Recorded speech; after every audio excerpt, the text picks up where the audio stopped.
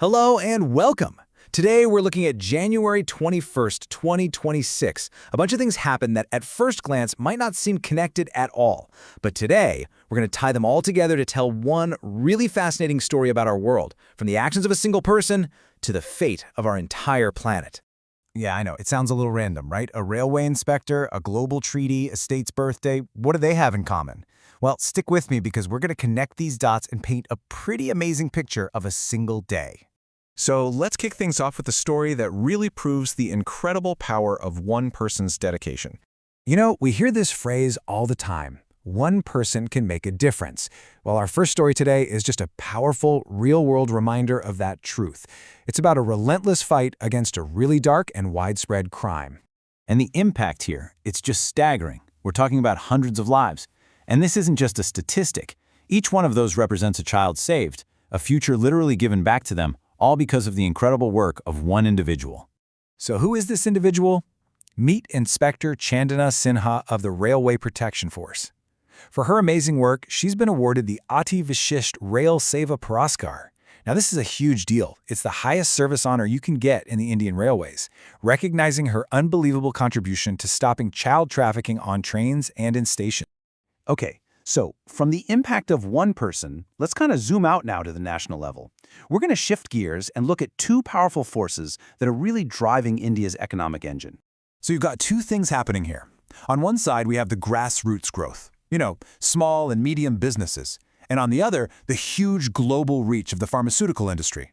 Both are absolutely vital, and both had major developments today. First up, let's talk small business. The government just gave the green light for two brand new technology centers in Himachal Pradesh. With an investment of about 10 crore rupees each, these centers are going to give local entrepreneurs access to modern tools, new skills, and technical training. It's a direct boost to innovation right at the local level. And then, at the other end of the economic scale, India's pharmaceutical industry is just booming. In only the first 8 months of the fiscal year, exports jumped by 6.5%. That's over $20 billion. It just goes to show the industry's global strength, with growing markets like Brazil and Nigeria becoming really important destinations for Indian medicines. All right, so we've talked about the health of the economy. Now let's talk about the health of our planet. This next story takes us away from national borders and way out into the vast open ocean. Just let that sink in for a second. 2/3 of the world's oceans are international waters.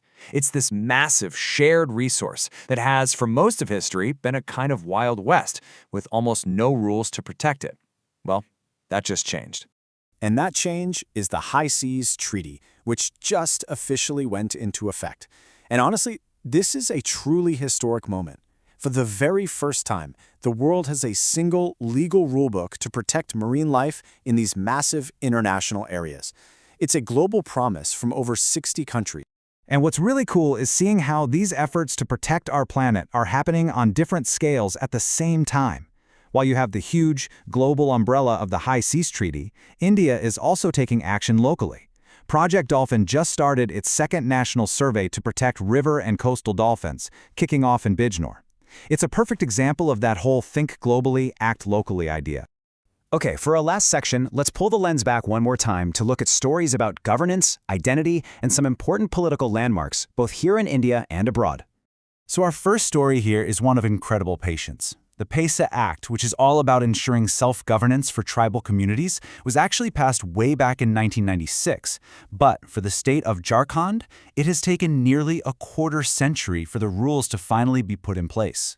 This is a huge milestone, finally giving local village assemblies legal power over their own land and resources. And speaking of milestones, today is the foundation day for 3 of India's northeastern states. It was on this day, back in 1972, that Tripura, Manipura, and Meghalaya all officially became full states, a really key moment in shaping the identity and the federal structure of the entire region. And just for a bit of global perspective on the day's political news, we look to Uganda. It's been confirmed today that the incumbent, Yoweri Museveni, has won a 7th straight presidential term, securing just over 71% of the vote. So, when we look back at everything that happened on January 21st, you can really see that thread connecting it all. We saw the heroism of one railway inspector, the twin engines of India's economy, historic steps in conservation, and major milestones in governance. Each piece really does tell a part of a much bigger story. It just goes to show how actions, both big and small, are shaping our world every single day. Which, leaves us with one final thought. From the impact of one person to the fate of the whole planet, what story will we be explaining tomorrow? Thanks for joining me.